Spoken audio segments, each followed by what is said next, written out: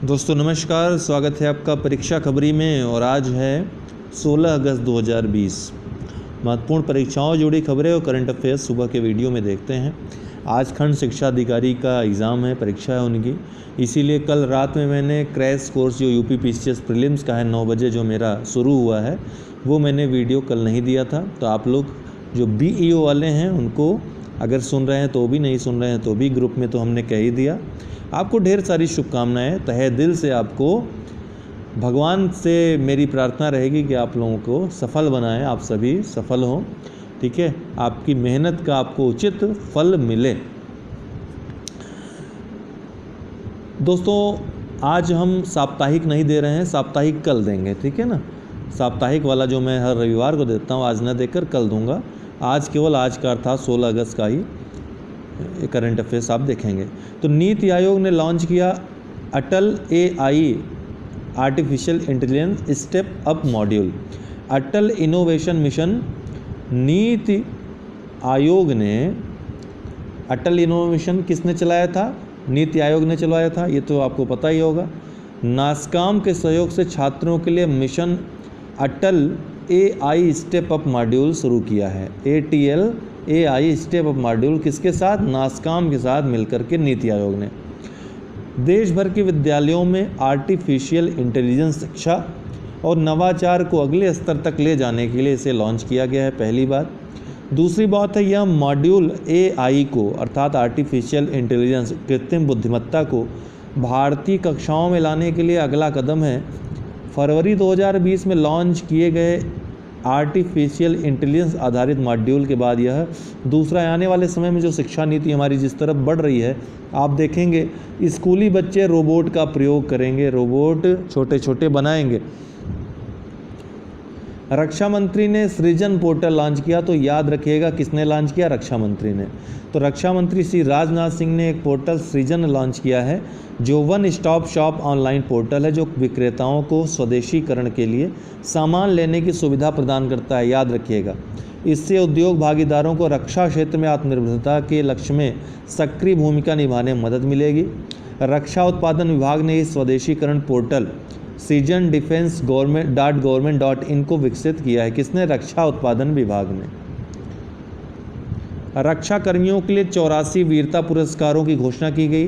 राष्ट्रपति रामनाथ कोविंद ने 9 शौर्य चक्र सहित, कितने? 9 शौर्य चक्र सहित कुल जितने वीरता पुरस्कार होते हैं 84 वीरता पुरस्कारों को मंजूरी दी, जिसमें सबसे महत्वपूर्ण है कीर्ति चक्र, जो मरणोपरांत जम्मू कश्मीर के पुलिस के head constable Abdul Rashid class को दिया गया है।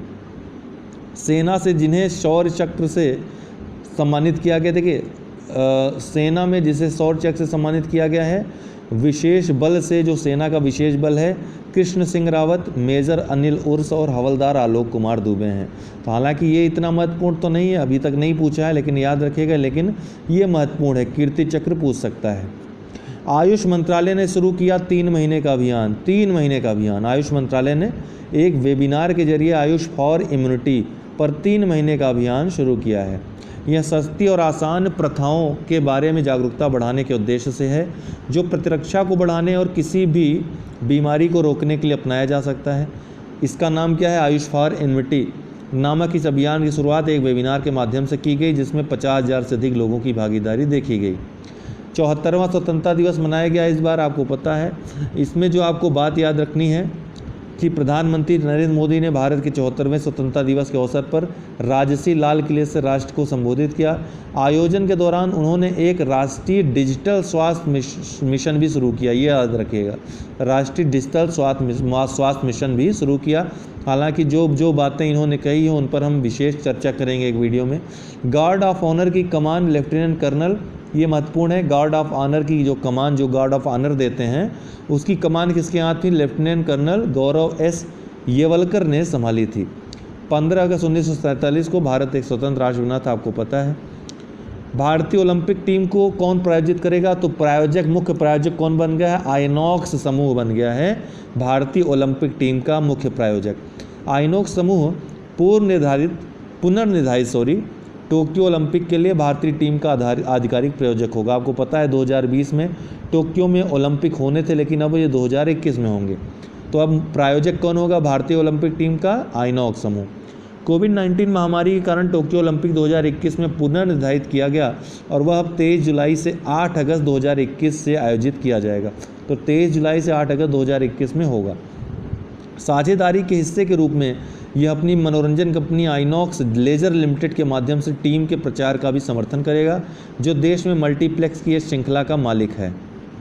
जामिया मिलिया जो विश्वविद्यालय है, शिक्षा मंत्रालय जो नवीनतम शिक्षा मंत्रालय बना है, उसके द्वारा हाल ही में जारी की गई सूची में जामिया मिलिया इस्लामिया को भारत के सर्वश्रेष्ठ केंद्रीय विश्वविद्यालय का दर्जा दिया गया है। याद रखिएगा, इसने 90% स्कोर हासिल किया। शिक्षा मंत्रालय ने 2019-20 में एक समझौते के अनुसार मापदंडों के आधार पर केंद्रीय विश्वविद्यालयों के ग्रेड स्कोर का प्रदर्शन किया, जिसमें अरुणाचल प्रदेश के राजीव गांधी विश्वविद्यालय को दूसरा स्थान और JNU जवाहरलाल नेहरू विश्वविद्यालय को तीसरा स्थान मिला, जबकि पहला स्थान किसे मिला? जामिया मिलिया इस्लामिया को, जो पिछले दिनों विवादित भी था पिछले वर्ष। अंतरिक्ष सहयोग पर भारत नाइजीरिया के बीच समझौता हुआ है। ध्यान रखिएगा, भारत और नाइजर के बीच, नाइजीरिया के मध्य समझौता हुआ है अंतरिक्ष सहयोग पर। तो भारत और नाइजीरिया ने अंतरिक्ष सहयोग पर एक समझौते पर हस्ताक्षर किए हैं। भारत और नाइजीरिया के बीच शांतिपूर्ण उद्देश्यों के लिए बाहरी अंतरिक्ष की खोज और उपयोग में सहयोग पर समझौता ज्ञापन अबूजा संघीय विज्ञान और प्रौद्योगिकी मंत्रालय में संपन्न हुआ। समझौता ज्ञापन में भारत नाइजीरिया में अंतरिक्ष विज्ञान ग्रहों की खोज, ग्राउंड स्टेशन, संयुक्त अंतरिक्ष अनुसंधान एवं विकास आदि के सहयोग की परिकल्पना की गई है। तो भारत नाइजीरिया के मध्य समझौता हुआ। इजराइल और संयुक्त अरब अमीरात, कल हमने चर्चा हालांकि की थी, लेकिन थोड़ी सी और कर लेते हैं क्या महत्वपूर्ण बातें रही। समझौता हुआ है, तो हाल ही में इजराइल और संयुक्त अरब अमीरात द्वारा एक समझौते की घोषणा की गई। यह समझौता दोनों देशों के मध्य पूर्णतः सामान्य राजनयिक संबंध स्थापित करेगा, जो तनाव की स्थिति में थे अभी तक, तथा इसके साथ ही यह कदम ईरान से लेकर फिलिस्तीन तक पश्चिमी एशिया की राजनीति को नया रूप देगा। इस समझौते को अब्राहम समझौते के रूप में जाना जाएगा। मोस्ट इम्पॉर्टेंट फैक्ट है, पूछा ही जाएगा, अब्राहम समझौता किससे संबंधित है।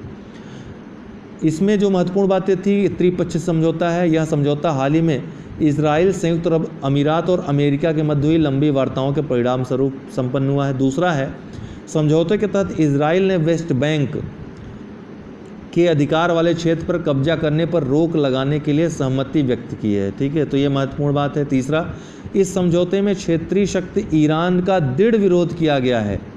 ये स्टेटमेंट आ सकता है। संयुक्त अरब अमीरात, इजराइल और अमेरिका इस क्षेत्र में ईरान को मुख्य खतरे के रूप में देखते हैं।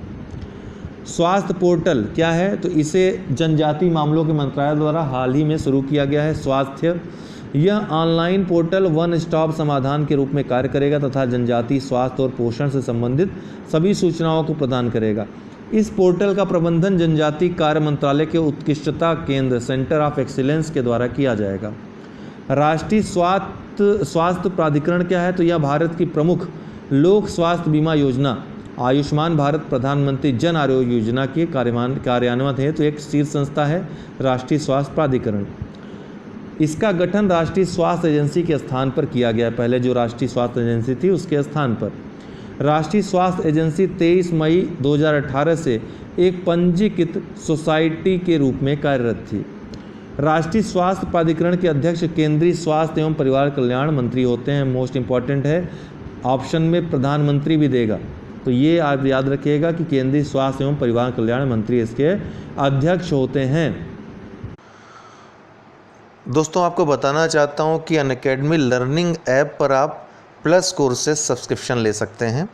चाहे आप UPPSC की तैयारी की किसी भी एग्ज़ाम की तैयारी कर रहे हो, खंड शिक्षा अधिकारी, RO, UPPCS या UPSSC में लेखपाल या फिर अन्य जो वैकेंसीज़ आती हैं ग्रुप C की, सब इंस्पेक्टर UPSI की तैयारी, मतलब कोई भी तैयारी आप उत्तर प्रदेश की कर रहे हैं या फिर UPSC करना चाहते हैं, BPSC करना चाहते हैं, MPPSC करना चाहते हैं, राजस्थान भी, मतलब कुछ भी आप यहाँ पे NDA करना चाहते हैं, जो भी आप A to Z कोर्स करना चाहते हो, सब्सक्रिप्शन यहाँ पर ले सकते हो। यहाँ पर सब्सक्रिप्शन का आपको दिया रहेगा प्लस सब्सक्रिप्शन, जैसे UPPSC UPSSC का सब्सक्रिप्शन लेना हुआ तो वहाँ पर जितना भी है आपको सब्सक्रिप्शन चार्जेस हैं वहाँ पर लिखे मिल जाएंगे। कंटिन्यू करने पे आपको यहाँ पर रेफरल कोड डालने के लिए आएगा और रेफरल कोड में आपको UD10 यूज़ करना है। आप 1 साल या 2 साल या जितनी मंथ की आप लेना चाहते हो ले सकते हो, सब्सक्रिप्शन आपके ऊपर है। उतने समय के लिए वो मतलब वो जैसे आप यूपीपीएससी यूपीएससी सब्सक्रिप्शन ले रहे हैं तो ये आपकी सीट रिज़र्व हो जाती है। कोई भी क्लास, लाइव क्लास आई हुई या फिर आने वाली, वो आप ले सकते हैं। सबसे बढ़िया फ़ायदा यहाँ होता है कि एक टाइम लिमिट में, एक टाइम पीरियड में, निश्चित टाइम पीरियड में कोई सब्जेक्ट समाप्त होता है और आप कोई भी सब्जेक्ट पढ़ सकते हैं। ऑप्शनल हो या फिर जीएस के सब्जेक्ट हो, प्री मेंस सब कर सकते हैं। Quiz, test, doubt clearing session आप ले सकते हो किसी भी समय, ठीक है ना। तो ये आप चाहें तो ले सकते हैं। UD10 ये रेफरल कोड यूज़ करना मत भूलिएगा, क्योंकि तब आपको 10% डिस्काउंट मिल जाएगा, छूट मिल जाएगी आपको जो मूल्य रहेगा उसमें भी। और 1 वर्ष 2 वर्ष के आप सब्सक्रिप्शन चार्जेस अगर देखें तो 2 वर्ष का सब्सक्रिप्शन चार्ज लेना आपके लिए बहुत ही सही पड़ रहा है, सस्ता पड़ रहा है। तो आप जब भी लीजिए 2 वर्ष का लीजिए, मेरा ये सजेशन आपके लिए रहेगा। तो जो लोग ले चुके हैं ऑलरेडी वो हमको 9453775039 पे संपर्क कर लें, ठीक है। हम आपको इसके बारे में कोई भी अगर डाउट होता है तो हम आपको बताएंगे। बाकी अगर कोई आपके डाउट्स हों तो आप हमको बता सकते हैं। फ़िलहाल आज के लिए बहुत बहुत शुक्रिया, बहुत बहुत धन्यवाद।